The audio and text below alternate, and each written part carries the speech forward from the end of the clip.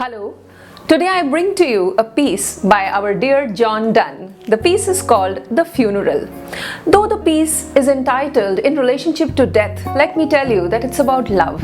Love through the life, love until death, and love after death. Let's discuss Donne and his piece, The Funeral.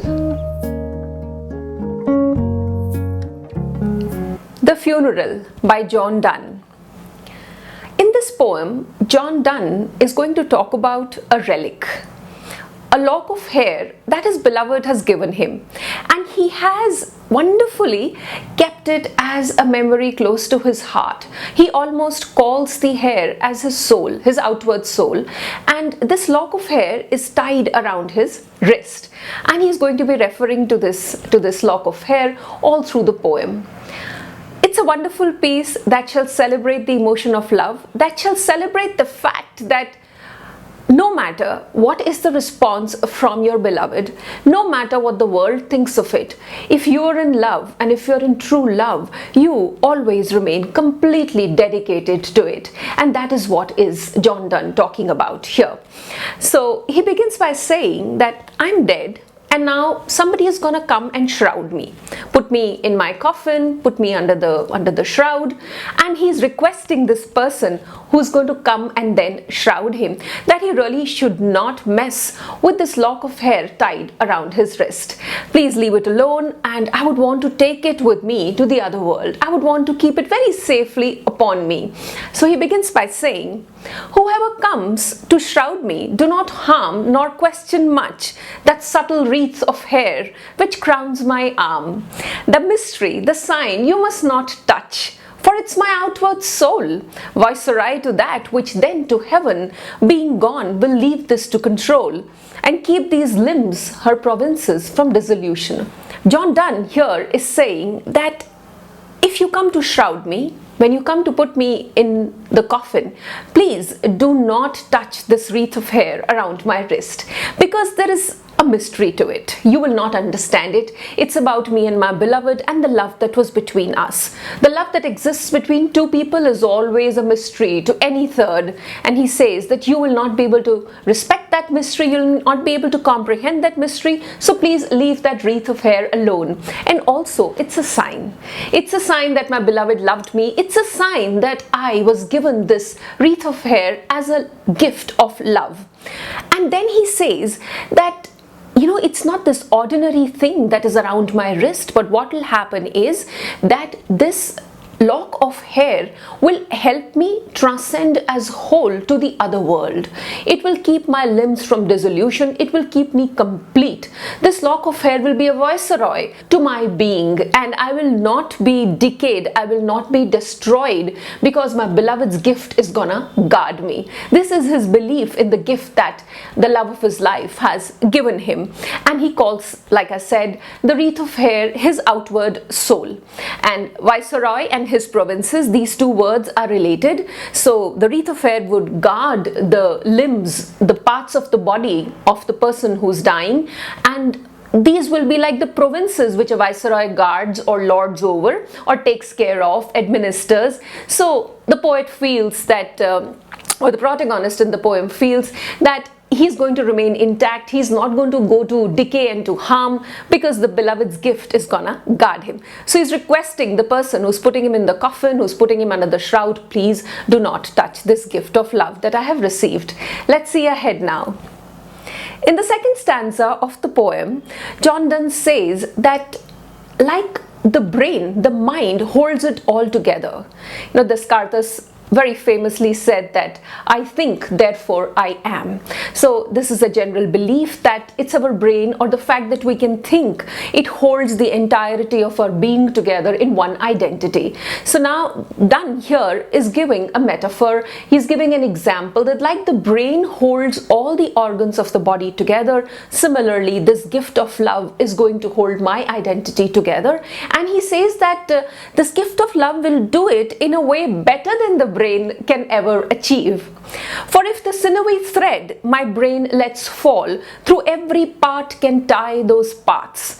You know, the sinews of the body and the brain, they're all connected in this network. And he says that if this brain can tie together my body parts with a thread and they all remain one, then those hairs which upward grew and strength and art have from a better brain can better do it.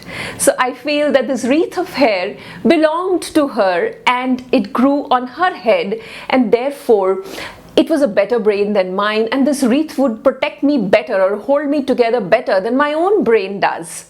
Can better do it, except she meant that I by this should know my pain, as prisoners then are manacled when they are condemned to die. John Donne here takes a turn. Till these last two lines, love is being celebrated. Love is something that he totally believes in, and he wishes that the gift of love stay with him. But here he also mentions that perhaps this is a way that the beloved tied him to her. Manacled means when prisoners are chained, when they are put in chains. And he says, though it was a gift of love, I think my beloved knew it, that through this she was also basically chaining me, tying me to her, and then like prisoners are condemned to die, I too would be no more and would have to be a martyr to love. And this is a phrase that he'll use in the third stanza, that although it's a gift of love, I think my beloved gave it to me because she knew that that would mean that I would only belong to her, and I would even not think twice about giving my life when in love with her. Until my death, and even in the next world, I will continue loving her. So in that sense, he also feels that the gift of love is something that binds them together in ways which are not all beautiful, but perhaps they are ways in which he shall then be tied to her. He shall not be able to escape the binding of this love. Let's look at the third stanza now, and maybe find out a reason of why he takes this turn in the second stanza. He says, whatever she meant by it, bury it with me, for since I am love's martyr, it might breed idolatry. If into others' hands these relics come. There's a wonderful idea here in the first line itself. When he says, whatever she meant by it, this gives us a sign that perhaps Donne's love, or the protagonist's love, was one-sided. Perhaps the beloved didn't love him as much as he did her, and therefore he's not sure. Did she give it to me because she loved me? Or did she give it to me because by that act she wanted to put me under a spell? Or did she give it to me because she wanted me to be chained to her? He's not very sure. He feels that perhaps she did not feel the same emotion that he felt for her, but then he says, whatever that was, please bury this with me. And then he makes a reference to the fact that if someone were to find out this gift on him and would then take it away, it would breed idolatry. This is an idea that he's explored in another poem as well, and that is entitled The Relic. I would suggest that you watch this video on Pratyancha. You can find the link here. And therein also he says that when sometimes some corpses are unearthed and these kind of things are found on the bodies that have been buried, people start to worship them. You know, maybe they were saints, or maybe this was something that carries a lot of spiritual value, and idolatry starts to breed around, basically, which is total admiration for someone, when you idolize someone, when you worship them.